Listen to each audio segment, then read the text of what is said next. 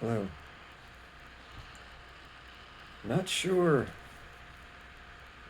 what I'm going to talk about today. I made a video a few months ago where I mentioned clear no self realization. But what that really was clear seeing, a very clear seeing of I'm not self. Self is not me. And I guess really it was very clear. But it's funny how for me,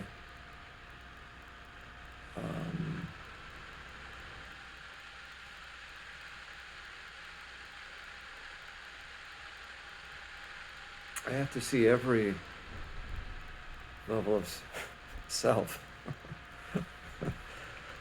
Not sure what it is exactly, but so far it seems like I've had to, it's like nickel and diming, like you think yourself over here, you think yourself over there, you think you're like, there's hundreds of ways of like, where you think yourself. And like addressing each one as it comes up. And even with a really clear, like, wow, seeing,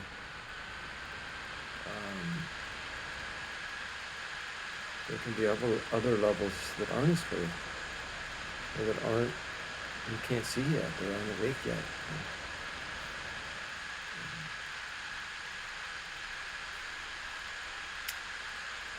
So that's what it is, like having to go through, in a way, go through every identification. There's an identification here, there, here and there, and here and there, and here and there.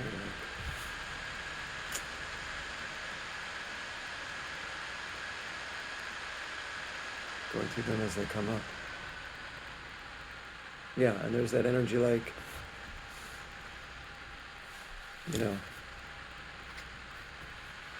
I should be somewhere else by now, or whatever. That's meaningless. That's just the head directing, not just being where you are, not just letting you be where you are. The head doesn't want to be where it is.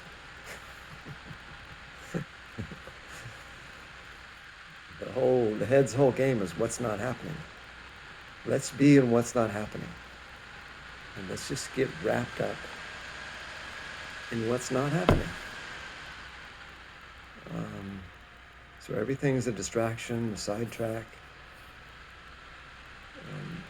anything except presence, being here now. So what is so simple?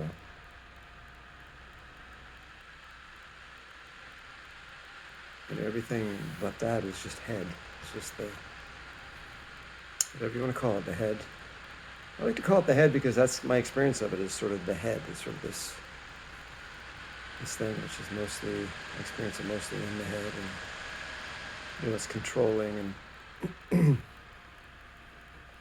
has to do with thinking and thoughts and conceptualizing. You could call it the mind or the ego or the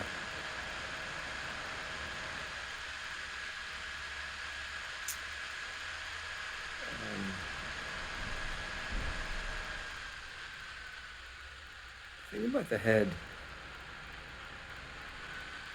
is this: it's only ever talking to itself, right?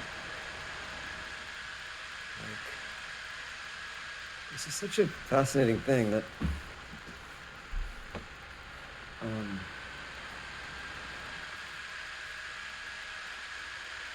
it doesn't feel like this a lot of the time, or at first, But really the head, the parasite, the selfing mechanism, um, it's only ever getting stuck on itself, right? It does everything it can to get more and more stuck on itself. The head is the tar baby. I think it's an old Brer Rabbit story where he goes to fight with the tar baby. Who are you looking at? Punch. And his hand would get stuck on the tar baby, and he'd be like, "Oh yeah, who are you to stick my hand?" Boom, punches him again with the other hand. And pretty soon he's got both hands and both feet stuck to the tar baby.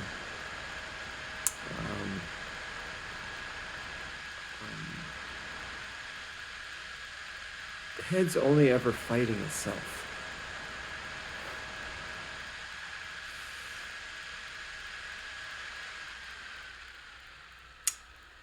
It's like watching a really good movie. So like we watch a really good movie and we might forget about ourselves for a while and get like drawn into this reality on the screen to a certain extent. It's weird that that's how it is in more of a overall sort of spiritual perspective, that what we are is just pure innocence, just this pure innocence. The way I see it now is that we don't actually, so my thing is that there's only one problem in the universe, and that's identification. Without identification, there's no problems. There's just things that happen, and there's challenges and whatever.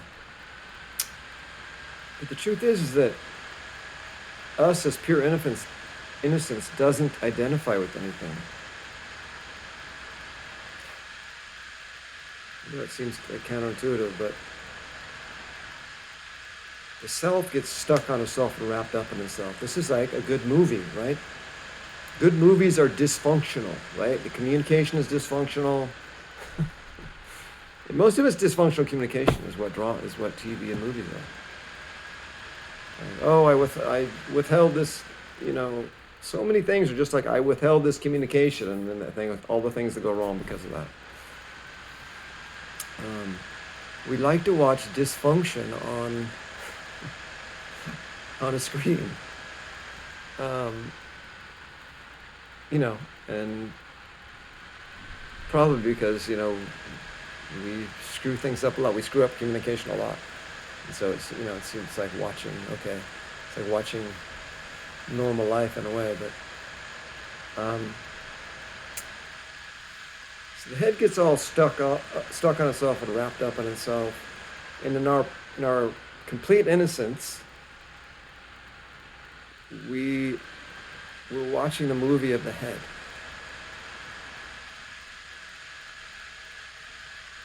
Exactly.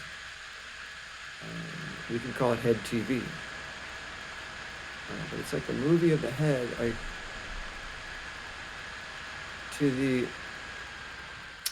It's really just our awareness, and it's such a small thing. It's such a fine line of if you see the head for what it is, it doesn't exist. It's not there.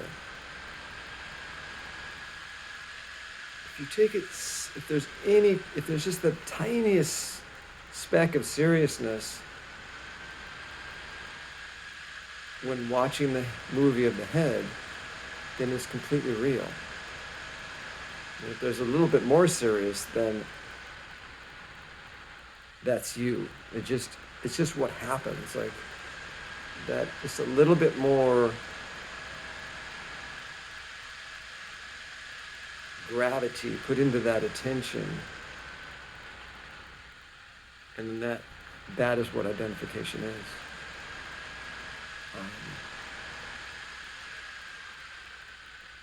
Which is why all you can really do is lose interest. Lose interest in the movie of the head. All you can do is lose interest in it, because if you put too much energy and attention into trying to, shut off the projector or burn the movie house down, whatever. This all just reinforces it, and it's just more seriousness and more energy. You're just reinforcing, you're just putting more attention. Your complete innocence puts more attention to where, into something that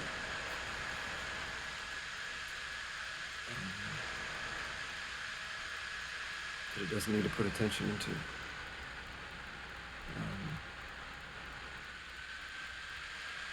It's really that simple.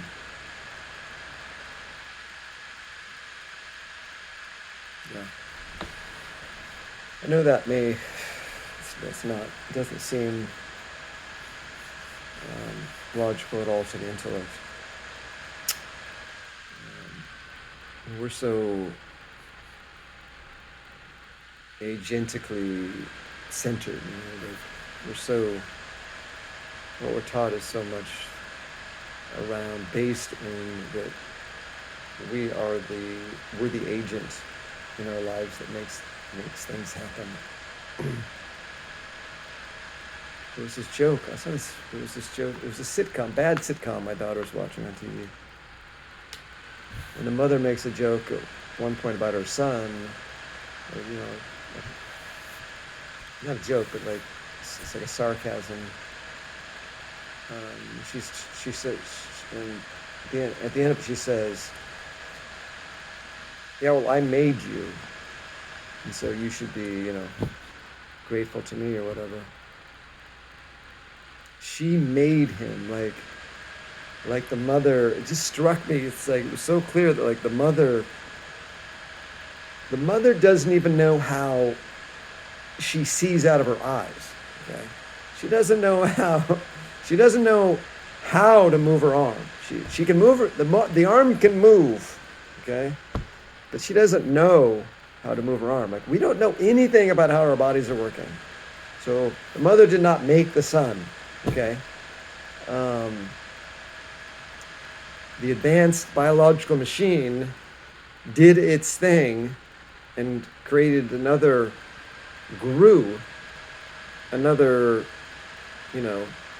smaller biological machine. But we don't know how to, we don't digest our food, we don't grow our nails. We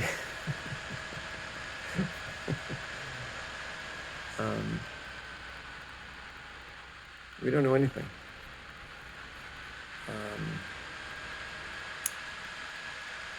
Body and spirit are, this is weird, another weird thing, really, the body and spirit are completely unrelated. It just seems totally counterintuitive also.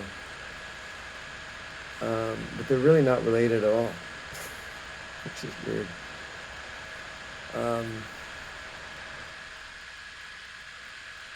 And yeah, that's not entirely true in a way, but just from this perspective,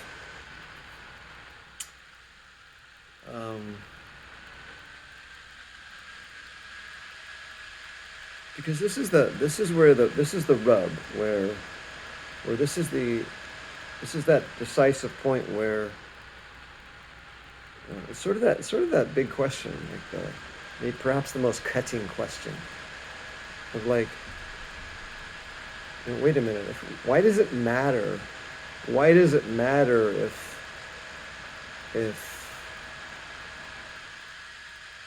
I know I'm everything versus me just being a body? Why does it matter? Why does that perspective matter? Why does that? And because on the surface, nothing may change. Someone could be enlightened,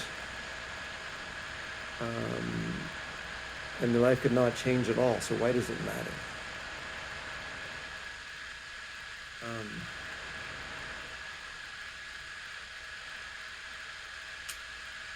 And the thing is, it totally does matter.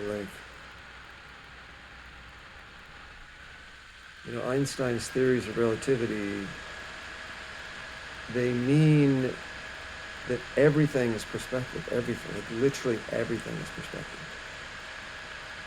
So like that distinction between spirit and body, I mean, ultimately there's, body is within spirit, but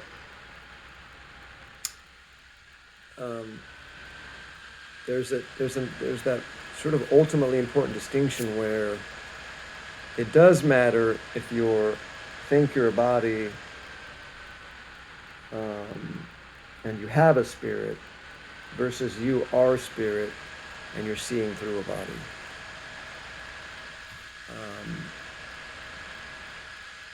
And that change in perspective changes everything.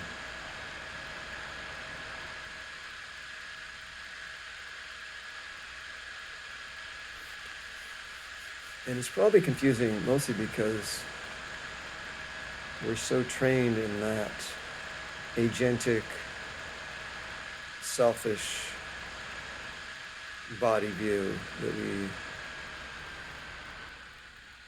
we're trained that nothing else makes sense. And so guess what? Nothing else makes sense from that perspective. You see what you believe. You get what you believe.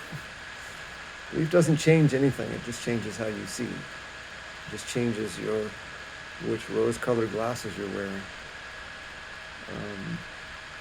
And yeah, there's some rose-colored glasses that are more attuned to the infinite. And they're still rose-colored glasses.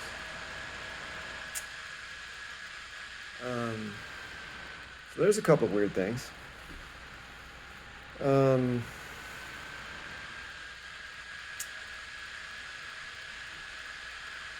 think maybe that's enough for now. Take care.